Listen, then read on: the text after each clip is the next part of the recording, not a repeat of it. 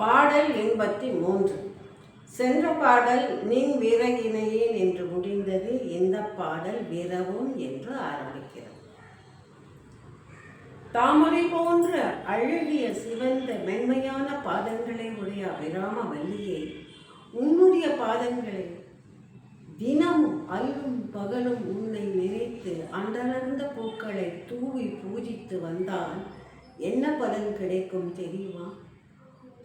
சொர்க்க பதவியே கிடைக்கும். இந்திர பதவி வேண்டுமென்றால் அதுவும் கிடைக்கும். இல்லை, ஐராவதம் இந்திரனின் வாகனமான வெள்ளை யானை வேண்டுமென்றால் அதுவும் கிடைக்கும். ஆகாய கங்கை உன் வசப்படும். கற்பகத்தரு கிடைக்கும். வஜ்ராயுதம் கிடைக்கும்.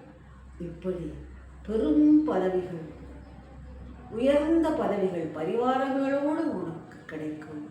ஆனால் எப்போதும் அபிராமவல்லியை அல்லும் பகலும் நினைத்து பூக்களால் அர்ச்சித்து வணங்கினால் பெரும் பதவிகளும் பெரும் யோகங்களும் உங்களுக்கு வந்து சேரும்.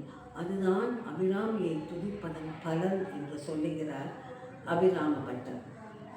பெரும் பதவிகளும் பரிவாரங்கள் நிறைந்த பெரிய யோகமும் கிடைப்பதற்கு இந்த பாடலை பாட வேண்டும் என்று சொல்வார்கள்.